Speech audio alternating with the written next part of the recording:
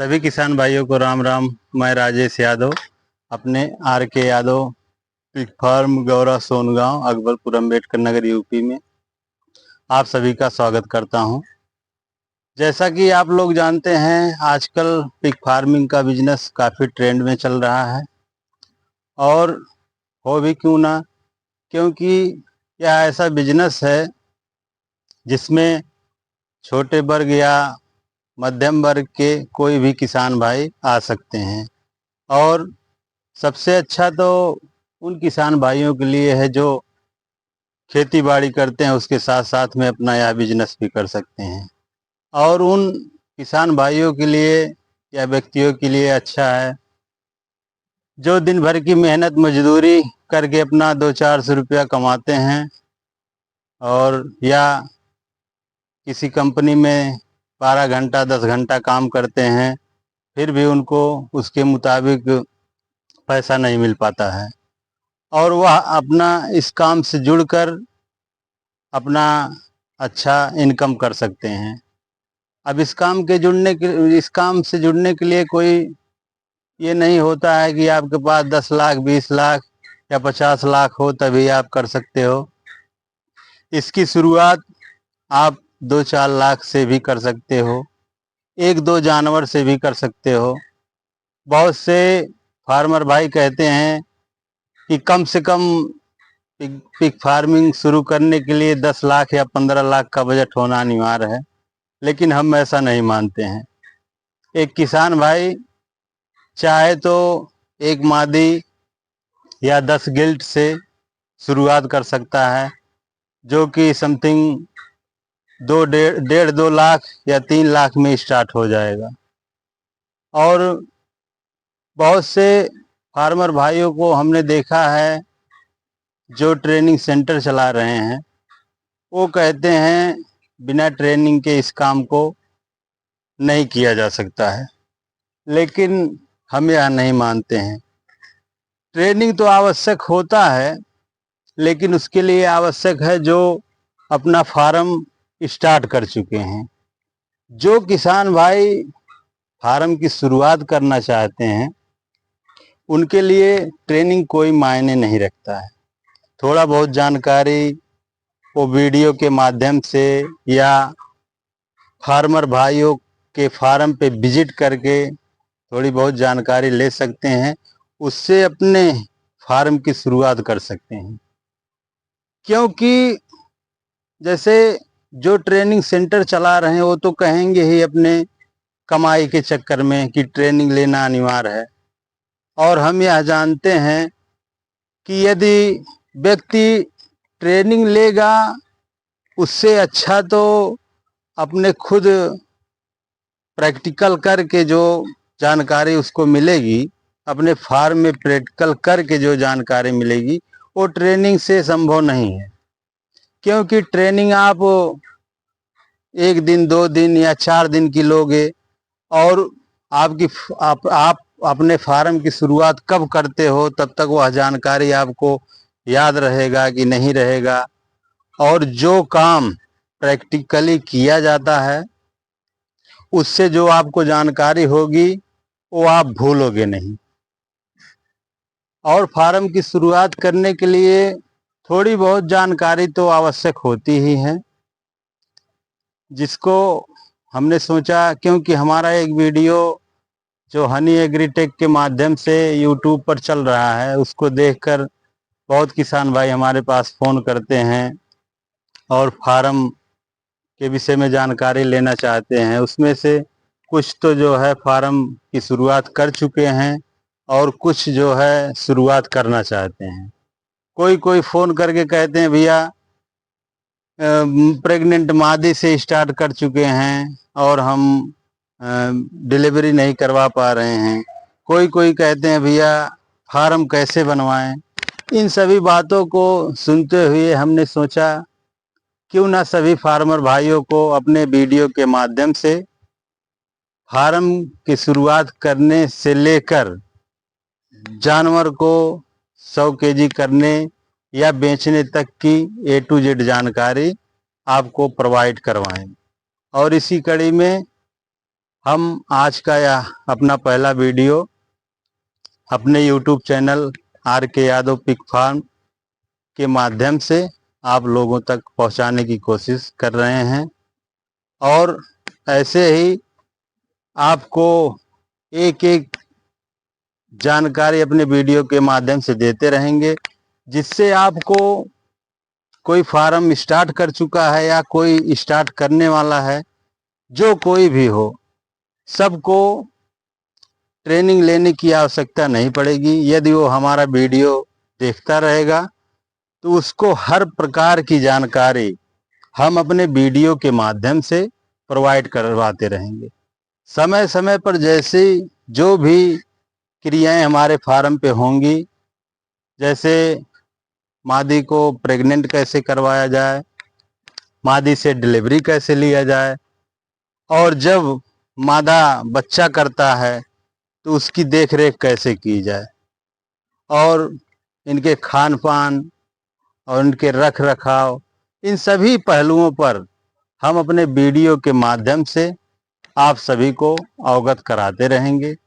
इससे क्या होगा, आपको कहीं जाकर ट्रेनिंग लेने की कोई आवश्यकता नहीं होगी, क्योंकि हम देख रहे हैं जो भी फार्मर ट्रेनिंग करवा रहे हैं, हम किसी का नाम नहीं लेंगे, उसमें हम देखते हैं 2 दिन की या 3 दिन की ट्रेनिंग लोग करवा रहे हैं, 4,000 5,000 अफोर्ड कर रहे हैं। कोई कोई तो ऐसे हैं 4-5 दिन की ट्रेनिंग में 10-10 हजार रुपये अफोर्ड कर रहे हैं। इन सभी चीज़ों को देखते हुए हमने सोचा क्यों ना हम अपने किसान भाइयों को इस जानकारी को अपने वीडियो के माध्यम से उन तक पहुंचाएं, क्योंकि हम भी अपना फार्म बिना जानकारी के ही ओनली वीडियो और अपने नज़दीकी फार्मर भाइयों के फार्म का विजिट करके ही शुरुआत किया है। जो कुछ हमें जानकारी मिली है, और हम अपना फार्म समथिंग जैसा कि आपने वीडियो में देखा होगा, हमने फार्म की शुरुआत कैसे की, कहाँ से की, किस प्रकार से की, सभी के बारे में बताया है। और हम निरंतर आज 1 साल होने वाला है तकरीबन चला रहे हैं, किसी प्रकार की कोई समस्या हमें नहीं हुई है। जो कुछ भी इसमें ज़रूरी होता है उसके बारे में हम आपको अपने वीडियो के माध्यम से बताते रहेंगे। और जैसा कि फार्म बनवाने में सबसे ज़रूरी तो ये होता है कि फार्म को कैसे बनवाया जाए और किस जगह बनवाया जाए, क्योंकि गांव का कोई भी व्यक्ति यदि आगे बढ़ता है किसी भी माध्यम से, तो गांव में कुछ लोग ऐसे रहते हैं जो उसको पीछे गिराने की कोशिश करते हैं। और इसमें तो और होता है, क्योंकि यदि आपको सही जानकारी नहीं है तो कोई भी व्यक्ति आपके फार्म बनाने में अड़चन डाल सकता है।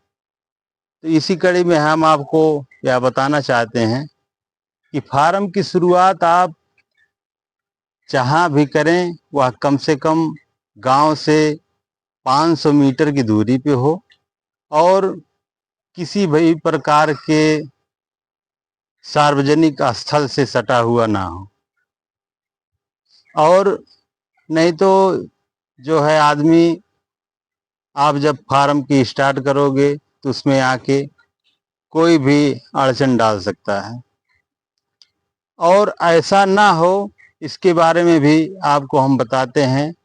आप सबसे पहले फार्म की शुरुआत करने से पहले, जब भी आपका बजट बन जाए, आप जब भी अपना बजट तैयार कर लो, तो सबसे पहले अपने ग्राम प्रधान से एक एनओसी बनवाई जाती है, उसको बनवा सकते हो आप अपनी सेफ्टी के लिए। और एक प्राथमिक स्वास्थ्य केंद्र जो होता है पशुओं का, उससे भी एनओसी बनती है। यदि आप दोनों डॉक्यूमेंट बनवा लेते हो तो किसी भी प्रकार की कोई समस्या नहीं होगी आपको फार्म बनवाने में। और हाँ, इसके साथ साथ आपको यह भी याद रखना होगा कि आप जहाँ फार्म बनवा रहे हो वह गांव से या शहर से किसी भी सार्वजनिक स्थल से मिनिमम 500 मीटर की दूरी पर होना आवश्यक है। उससे ज़्यादा होगा तो और बेटर है, लेकिन कम से कम 500 मीटर की दूरी पर होना ही चाहिए। नहीं तो कोई भी व्यक्ति आपके फार्म को बनने में रुकावट डाल सकता है।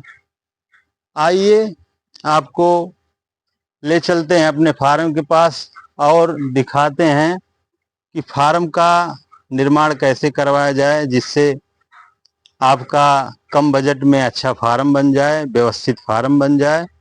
और हम इसके बारे में आपको बताते हैं, अपना फार्म दिखाते हुए आपको स्ट्रक्चर निर्माण में किन किन बातों की सावधानियां रखना होगा, आपको किन किन बातों के बारे में जानना आवश्यक होगा। इसके बारे में हम अपने वीडियो के माध्यम से, अपने फार्म के माध्यम से आपको जानकारी देते हैं। ये किसान भाइयों, अपने फार्म का व्यू दिखाते हुए आपको फार्म बनवाने के विषय में आपको जानकारी देते हैं हम। जैसा कि यह हमारा फार्म 60 बाई 32 में बना हुआ है, 60 फीट लंबा है और 32 फीट इसकी चौड़ाई है। इसमें जो है तकरीबन 5 लाख का बजट लगा हुआ है। अब कोई भी फार्मर भाई अपने बजट के हिसाब से कम या ज़्यादा फार्म बनवा सकता है। जैसे किसी के पास यदि 2-2.5 लाख का बजट है तो 30 बाई 30 का वह फार्म बनवा सकता है। किसी फार्मर भाई के पास 5 लाख के बजाय 10 लाख का बजट हो तो 120 बाई 30 या 32 का वह बनवा सकता है। और फार्म बनवाने में कुछ बारीकियां होती हैं, जिसके बारे में आपको हम अपने वीडियो के माध्यम से बताते हैं। जैसा कि यह हमारे फार्म का बाहरी व्यू है। सबसे पहले फार्म की नींव, जहां आप फार्म बनवा रहे हो, वह उसकी जो नींव की हाइट जमीन से तकरीबन 1.5 से 2 फीट ऊंचाई पर, और उसके बाद जो है आप साइड वाली दीवार, जैसा कि आप लोग देख रहे होंगे हमारे फार्म की साइड वाली दीवार तकरीबन 4 फीट होना चाहिए। ये साइड वाली दीवार है। और ये जो चौड़ाई वाली दीवार है, देहाती भाषा में इसको पाक कहते हैं। इसको आप चाहे तो क्लोज करवा सकते हैं, या तो यदि आप चाहें तो, जैसा कि लंबाई वाली दीवार 4 फीट की है, आप इसको भी 4 फीट बनवा के उसके बाद यहाँ जो है अपना पावा लगवा कर, जैसे साइड वाली दीवार में जगह है, इस तरफ भी जगह आप बनवा सकते हो। और दूसरा पहलू है, फार्म में यदि आप जो है 30 बाई 60 का फार्म बनवा रहे हो हमारे जितना, तो इसमें जो है 4 फीट का गलियारा होना आवश्यक है। यदि 4 फीट का गलियारा मिनिमम जो है, इसकी चौड़ाई 4 फीट होनी चाहिए। और यदि हो सके तो आप इसको 5 फीट भी कर सकते हो, क्योंकि यह आने जाने में आपके लिए सुविधाजनक होगा। जितना चौड़ा रहेगा उतना ही आपको प्रॉब्लम कम होगा, क्योंकि आप जानवर अंदर लाते हो या बाहर ले जाते हो, या आपके पास बाहर व्यवस्था नहीं चारा रखने के लिए, तो आप फार्म के अंदर चारा भी रख सकते हो। और उसके बाद आइए आपको हम इसमें पार्टीशन कैसे करवाएं, अलग अलग जानवरों के लिए अलग अलग पार्टीशन किस प्रकार से करवाएं कि हमारे जानवर जो हैं सुरक्षित, व्यवस्थित और अच्छे ढंग से रह सकें। इसी कड़ी में सबसे पहले आइए आपको दिखाते हैं कि प्रेग्नेंट मादाओं के लिए कैसा कमरा बनवाएं, और आपको अपने वीडियो के माध्यम से दिखाते हैं हम। आइए, यह देखो, एक प्रेग्नेंट मादा के लिए कम से कम 10 बाई 6 का कमरा होना आवश्यक है। 10 फीट इसकी लंबाई होना चाहिए कम से कम, और चौड़ाई 6 फीट का होना आवश्यक है। यह कमरा जो है एक प्रेग्नेंट मादा के लिए आवश्यक होता है।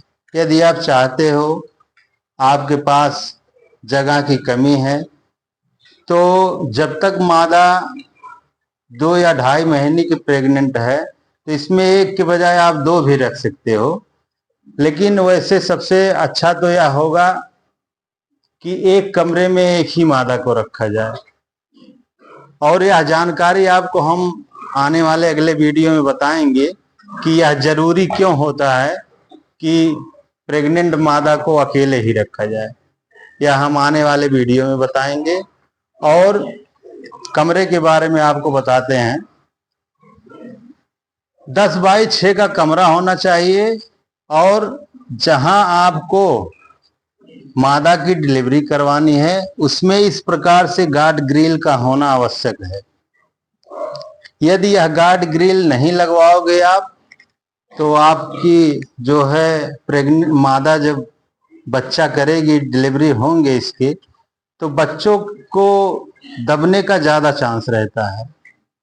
और पिगरी फार्म में आपका हान लाभ अब फार्म के बच्चों को देखते हुए तय किया जाता है, क्योंकि आप जितना बच्चा सेव कर लेंगे आपका फार्म उतना ही प्रॉफिट में जाएगा। जितने बच्चों की मोर्टेलिटी होगी उतना ही आपका फार्म लॉस में चला जाएगा। तो इसी कड़ी में यह एक कमरा आप देख सकते हो वीडियो के माध्यम से, जिसकी चौड़ाई तकरीबन 6 फीट और लंबाई हमारा जो यह कमरा है 11 फीट का है।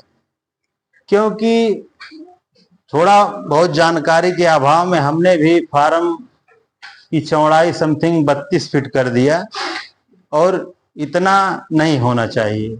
वैसे देखा जाए तो यदि लंबाई कितना भी हो अपने बजट के हिसाब से, लेकिन चौड़ाई बहुत ज्यादा से ज्यादा 30 फीट की हो, जिससे आपको धुलने में आसानी होगी। और एक मादा के लिए तो मिनिमम 10 बाई 6 का कमरा होना आवश्यक है। और एक कमरे में क्या क्या व्यवस्थाएं की जाए, आइए आपको वीडियो के माध्यम से हम दिखाते हैं। जैसे कि आपने देखा होगा कि हमने गार्ड ग्रिल के बारे में बताया, और इससे हमें जो है बहुत लाभ भी हुआ। क्योंकि यह जानवर ऐसे हैं, आप देख सकते हो, जब भी यह बैठते हैं तो दीवार के सहारे, दीवार से सट कर बैठते हैं। और यदि अभी इसके पास बच्चा होता और बच्चा भी दीवार से सट कर बैठता तो उसकी मोर्टेलिटी हो जाती। और साथ फार्म में उचित कमरे के साथ साथ कुछ और आवश्यकताएं होती हैं, जिनके बारे में जानना एक नए फार्मर के लिए बहुत आवश्यक होता है। इसमें पानी का व्यवस्था सबसे महत्वपूर्ण होता है, क्योंकि ये जानवर ऐसे हैं, इनको समथिंग 24 घंटे में एक एडल्ट जानवर के लिए जो समथिंग 80 से 90 या 100 केजी के आसपास हो, उसके लिए 24 घंटे में 10 से 12 लीटर पानी की आवश्यकता होती है। अब हमने बहुत से फार्मर का वीडियो देखा है, जो पुराने फार्मर हैं, जो समथिंग 8-10 साल पहले से ही स्टार्ट कर चुके हैं फार्म। उसमें उन्होंने पानी के लिए छोटे छोटे नाद टाइप बनवाए हैं। उसी में एक नाद में वो चारा डालते हैं, एक नाद में पानी रखते हैं, और उसमें जो है देखभाल भी ज्यादा करना पड़ता है, क्योंकि समय समय पे आके चेक करना पड़ता है कि पानी है या पानी खत्म हो गया। और आजकल जो फार्म बन रहे हैं, या जो भी फार्मर भाई फार्म बनवा रहे हैं, उसमें वाटर निप्पल का प्रयोग किया जा रहा है, आप देख सकते हो। और यह एक कमरे में 2 होना आवश्यक है। अब बहुत से लोग कहते हैं इसको कितनी हाइट पे लगवाएं, तो इसके बारे में हमने बहुत सा वीडियो देखा है जिसमें कुछ फार्मर भाइयों ने बोला है कि नीचे वाला जो निप्पल आप देख सकते हो उसकी हाइट तकरीबन 1 फीट होनी चाहिए, और जो दूसरा निप्पल लगा है वो हमारे फार्म में फर्श से और निप्पल की हाइट समथिंग 18 इंच है, जो कि हम देख रहे हैं इससे हमारे सभी जानवर पानी पी ले रहे हैं, इससे कोई दिक्कत नहीं हो रहा है। और कुछ फार्मर भाई तो ऐसा बोलते हैं कि ऊपर वाला निप्पल 24 इंच पे होना चाहिए और नीचे वाला जो है समथिंग 8 या 9 इंच पे होना चाहिए, लेकिन ऐसा कोई जरूरी नहीं है। यदि आप उसको 1 फीट पे लगवा लेते हो और इसको 18 से 20 इंच पे लगवा लेते हो तो किसी प्रकार की कोई दिक्कत नहीं होगी। और फर्श के बारे में बताएं तो फर्श यदि एक मादी का कमरा है तो इसमें मुख्य भूमिका जो है ढलान का होता है। यदि आपके कमरे के फर्श का ढलान अच्छी तरह से है, अच्छा ढलान है, तो जब आप धुलाई करोगे कमरे की तो आपका जो है धुलाई में समय कम लगेगा और जो वेस्टेज होगा कमरे का वो आसानी से एक साइड से होते हुए ढलान की तरफ, जिस तरफ आप ढलान कर दोगे उस तरफ आराम से चला जाएगा। और जगह जो बना हुआ आप लोग देख सकते हो, मुक्का जिसे बोलते हैं, उस मुक्के के सहारे बाहर जो साइड में नाली बना है गड्ढे में चला जाएगा, जिससे साफ सफाई करने में आसानी होगी।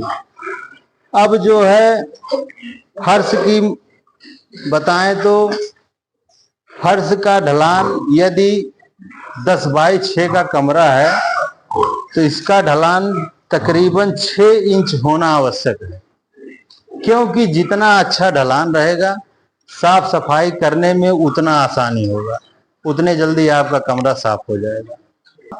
जैसे आपके फार्म में यदि मादा है तो मादा से बच्चे आएंगे, आप उन बच्चों को अपने फार्म में फैटनर के रूप में भी रख सकते हो। तो एक फैटनर को रहने के लिए किस प्रकार का कमरा होना आवश्यक है, आइए कमरा दिखाते हुए उसके बारे में बताते हैं आपको। अब फैटनर को रखने के लिए समथिंग मादा से अलग इनका कमरा होता है। जैसे एक मादा के रखने के लिए यदि 10 बाई 6 का कमरा आवश्यक है तो आप जो है फैटनर को एक साथ में समथिंग 10, 12 या 15 फैटनर रखे जाते हैं। जैसे हमारे फार्म में थोड़ी बहुत गलतियां भी हो गई हैं ना जानकारी के अभाव में। क्या आप देख सकते हो हमारा यह कमरा, इसकी चौड़ाई समथिंग 10 फुट है और लंबाई आप देख सकते हो 15 फुट है। हमें इसकी धुलाई करने में थोड़ी बहुत समस्या होती है, क्योंकि जब हम इस गलियारे से तो अपने समरसेबल के माध्यम से धुलाई करते हैं तो जो लास्ट में समथिंग 2 फीट उधर उस साइड से 2 फीट की जो जगह है उसको साफ सफाई करने में दिक्कत होती है। 12-13 फुट तक तो आराम से साफ हो जाता है, लेकिन जो उसके बाद की जो जमीन है, जो जगह है, उसकी धुलाई में थोड़ा बहुत समस्या होने लगता है। इसी वजह से हम ये आपको बताना चाहते हैं कि फैटनर का भी रूम आप चौड़ा जितना चाहो उतना कर सकते हो। 10 फीट चौड़ाई कर सकते हो, 20 फीट चौड़ाई कर सकते हो, लेकिन इसकी जो लंबाई है उसको आप तकरीबन 12 से 13 फुट ही रखिए, उससे ज्यादा ना करिए। इससे क्या होगा, आपको साफ सफाई करने में आसानी होगी। और इनके लिए भी वही व्यवस्था है पानी का, आप 2 निप्पल लगवा दो। इतने जानवर 10-12 जानवर या 15-20 जानवर जो कुछ भी होंगे 2 निप्पल से अपना आसानी से पानी पी सकते हैं। आप देख सकते हो इन निप्पलों का भी वही सेम हाइट है, समथिंग 10 से 12 इंच पे फर्स्ट वाला लगा है और दूसरा वाला 18 से 20 इंच पर लगाया गया है। अब आइए इसी के साथ में आपको एक कमरे से और अवगत हम कराते हैं जो कि हमारे फार्म में बनवाया गया है। इससे भी आपको कई प्रकार की सुविधाएं होंगी। सबसे ज्यादा सुविधा तो पिगलेट को रखने के लिए होगा इससे। आइए आपको दिखाते हैं। यह देखो 10 बाई 7 के कमरे में हमारा कमरा जो है 10 बाई 7 का है, ना जानकारी में जो बन गया है। इसमें आप देख सकते हो एक छोटा सा केबिन बना हुआ है, इसको क्रीपर रूम बोलते हैं। इससे क्या होता है कि जब बच्चे किसी भी मादा के डिलीवरी हो जाती है, उसके बच्चे समथिंग 10 से 12 दिन 15 दिन बीतते बीतते थोड़ा बहुत फीड खाने लगते हैं। इस कमरे का रोल बच्चों के फीड के लिए बहुत आवश्यक होता है, बहुत महत्वपूर्ण है यह। क्योंकि बच्चे का जो चारा होता है, मादा को इतना अच्छा लगता है, अपना चारा छोड़ के सबसे पहले वह बच्चे का चारा खा लेती है। और यदि बच्चे मादा का दूध पीते पीते साथ में थोड़ा थोड़ा चारा भी खाएंगे तो उनका ग्रोथ अच्छा होगा। इसी पहलू को देखते हुए यह रूम बनवाना आवश्यक है। इसमें आप जो है गिल्ट का, बच्चों का थोड़ा सा चारा इसमें डाल दोगे तो अपना आके उस जगह के माध्यम से इसमें घुस जाएंगे और अपना फीड भी खाएंगे और उसके साथ साथ अपने माँ का दूध भी पिएंगे। यह तो बहुत महत्वपूर्ण है पिगरी लाइन में बच्चों के लिए। इसी कड़ी में आपको जानकारी देते हुए बताते हैं, क्योंकि हमने बहुत से वीडियो में देखा भी है कि बहुत से फार्मर भाई जो हैं वेस्टेज को निकालने के लिए, वेस्टेज बाहर निकल जाए उसके लिए इसी गलियारे में साइड साइड में नाली का निर्माण कर देते हैं, जो कि उससे साफ सफाई तो कमरे की हो जाती है लेकिन फार्म की गंदगी जो कि त्यों रह जाती है। क्योंकि कचरा हमेशा नाली में थोड़ा बहुत कचरा आता रहता है। इसी का निर्माण हमने मॉडर्न तरीके से प्रेजेंट टाइम में जिस प्रकार से लोग बनवा रहे हैं फार्म, उस प्रकार से वेस्टेज निकलने का साधन बनवाया हमने, जो कि बाहर से आपको आइए उसका व्यू दिखाते हैं। और भाइयों, आप लोग को हम दिखाना चाहते हैं कि हमने वेस्टेज निकलने के लिए किस प्रकार का जो है नाली का निर्माण करवाया है। इससे क्या होता है, जो भी कमरे का वेस्टेज होता है आसानी से, जैसे हम जब गलियारे से फार्म की साफ सफाई करते हैं तो सारा कचरा जो भी वेस्टेज होता है इस नाली के माध्यम से कमरे में, क्योंकि हमने मुक्का बनवा दिया है जिसके माध्यम से वेस्टेज नाली में आ जाता है और नाली के सहारे, इस साइड आइए आपको दिखाते हैं, हमने जो है पॉन्ड बनवा रखा है। इस नाली के सहारे सारा कचरा नाली के माध्यम से ऐसे होते हुए इस हमारे पॉन्ड में आ जाता है, जिससे कि साफ सफाई बहुत अच्छे ढंग से हो जाती है। और पॉन्ड जो है होना आवश्यक है, क्योंकि जब फार्म का कचरा इधर उधर बहता रहता है तो उससे फार्म के आसपास स्मेल ज़्यादा आता है, गंदगी ज़्यादा दिखती है।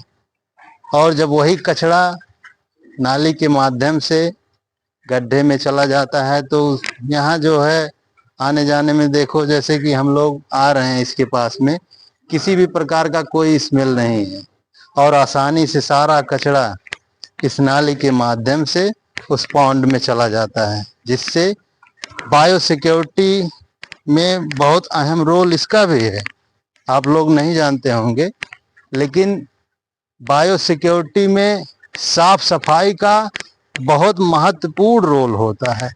यदि आपके फार्म की साफ सफाई अच्छे से नहीं होती है तो अनेकों प्रकार की बीमारियां आ जाती हैं आप अपने फार्म में। और जैसा कि आप लोग जानते होंगे, हमने नाली तो बता दिया नाली के बारे में, लेकिन अब इसको बनवाने के बारे में भी थोड़ी जानकारी आपको बता देते हैं, जिससे आपको आसानी होगी। जैसा कि यदि आप हमारे जितना लंबा फार्म बनवाते हो, 60 बाई 30 या 32 का यदि आप बनवाते हो, तो उसमें नाली के निर्माण में भी थोड़ी सावधानी बरतनी होगी। इतनी लंबाई में इसका जो है हाइट और झुकाव, मतलब इसका लेवल जो है देखना बहुत आवश्यक होता है। क्योंकि यदि आप जैसे एक बराबर बनवा दिए, प्लेन नाली बनवा दिए, तो उससे क्या होगा, आप अंदर से तो सफाई करोगे, लेकिन वह पानी आपके नाली में रुका रहेगा, और यह पानी और कचरा आपके नाली में ना रुके, इसके लिए आवश्यक नाली का ढलान, इसको देखना बहुत आवश्यक है। अब जैसा कि आपको हम बता दें, 60 फीट लंबाई में कम से कम 8 से 10 इंच का ढलान होना आवश्यक है। इसको आप देख सकते हो, यदि यहाँ इतनी हाइट पे है, तो उस किनारे जहां आपका वेस्टेज बह के जा रहा है, इससे वहां समथिंग 10 इंच डाउन होना आवश्यक है। इसको आप अपने मिस्त्री से बता के या खुद रह के करवा सकते हो। और रही दूसरी बात, आपको बता दें कि आप देख सकते हो, बहुत से लोग कहते हैं कि यदि 4-5 इंच की चौड़ाई हो गई नाली की तो वेस्टेज आराम से चला जाता है। नहीं होता है ऐसा। आप लोग देख सकते हो, हमारे इस नाली की चौड़ाई समथिंग 8 से 9 इंच की है, और इसमें हमें कोई समस्या नहीं होता है। ये है जो है आसानी से साफ हो जाता है। इसमें क्या होता है कि हम जब अंदर से कमरे की सफाई कर देते हैं, उसके बाद बस समरसेबल का पाइप इधर लाके एक बार इसमें साइड में रख देते हैं, आराम से 1 मिनट भी नहीं लगता है, सारा कचरा पानी के जरिए उस पॉन्ड में चला जाता है। और आप लोग देख सकते हो हमारी नाली कितना साफ सुथरा है, क्योंकि हमने बहुत से फार्म को विजिट किया है, उसमें देखा है कि वही ढलान वाली समस्या है, और सारा कचरा उसी नाली में रुका रहता है। और उससे क्या होता है, फार्म के आसपास गंदगी भरा पड़ा रहता है, जो फार्म में बीमारी आने का एक समझ लो मुख्य कारण हो जाता है। इसी कड़ी में आपको जानकारी देते हुए हम बताना चाहते हैं कि अब यदि कोई फार्मर हमारा फार्म देख के सोचे कि हमारे पास 2-3 लाख का या 4 लाख का बजट है और हम फार्म बनवा लें, उसके बाद फार्मिंग शुरू कर दें, तो यह उचित बात नहीं है। आप अपने बजट के माध्यम से जो है, आपके पास जैसे यदि 2 लाख या 3 लाख का बजट है, तो इससे कम में फार्म बनवा सकते हो। लेकिन प्रेजेंट टाइम में इसी आधार पे फार्म बनवाना उचित होगा, क्योंकि हमने देखा है बहुत से फार्मर बन चुके हैं। आज के 8-10 साल पहले इतना जानकारी नहीं था लोगों को। उसमें देखा गया है कि बहुत से फार्मर भाई एक साइड फार्म बनवा दिए हैं, हाफ, जैसे इसका आधा लंबाई तो 100 फीट रख दिए हैं या 150 फीट कर दिए हैं, और चौड़ाई समथिंग 10 या 12 फीट का किए हैं। वन साइड में होता क्या है कि मौसम के हिसाब से उसमें थोड़ी बहुत समस्याएं हो जाती हैं। जैसे यह प्रेजेंट टाइम का मॉडल है, उचित भी है।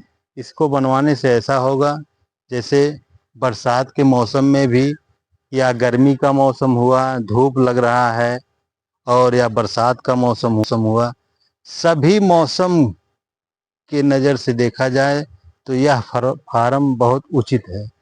आप जो है ठंड के मौसम में जो जगह बचा है, इसको तिरपाल से कवर कर सकते हो, जिससे आपके जानवरों को ठंडक से राहत मिलेगा।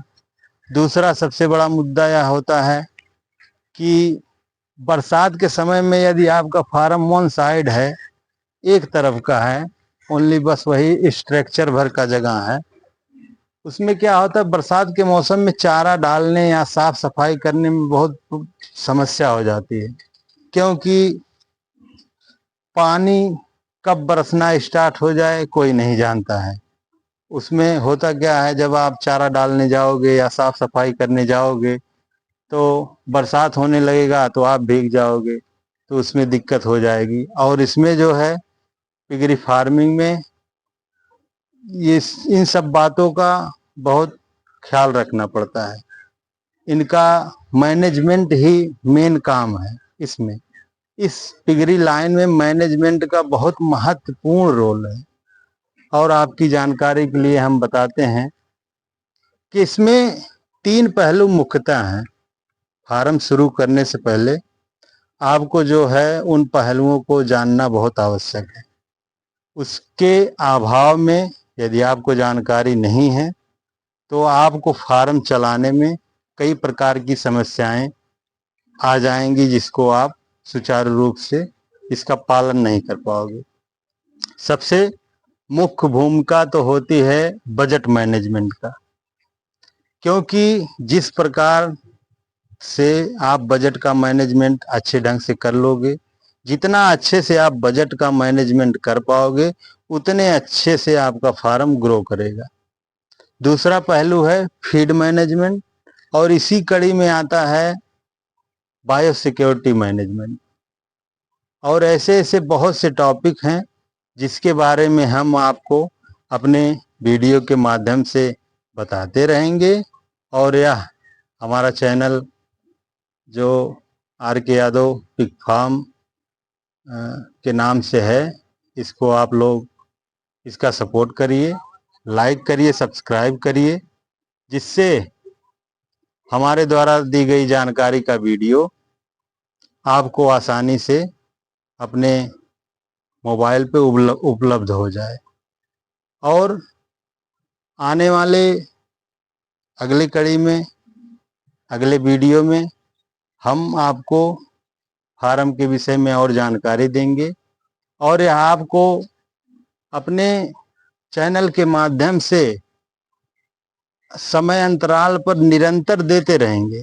क्योंकि हमने यह प्लानिंग कर लिया है या हमने सोच लिया है कि किसी भी फार्मर भाइयों को जानकारी के अभाव में जो नुकसान उनका हो रहा है वो हम होने नहीं देंगे। वह चाहे छोटा किसान हो या बड़ा किसान हो या कोई स्टार्ट करना चाहता हो फार्म, हम उसको हर प्रकार की जानकारी देंगे। जैसा कि आपने स्टार्टिंग में देखा होगा, हमने बताया है कि हम फार्म के विषय में A to Z जानकारी आपको प्रोवाइड करवाएंगे। और कोई भी फार्मर हमारा वीडियो देखकर यदि उसको किसी भी प्रकार की समस्या होती है, वीडियो में बताई गई जानकारी आसानी से वह नहीं जान पाता, नहीं समझ पाता है, तो हमारे पास वह फ़ोन करके भी हमसे बात कर सकता है। हमारा मोबाइल नंबर है 8528165355, 8528165355।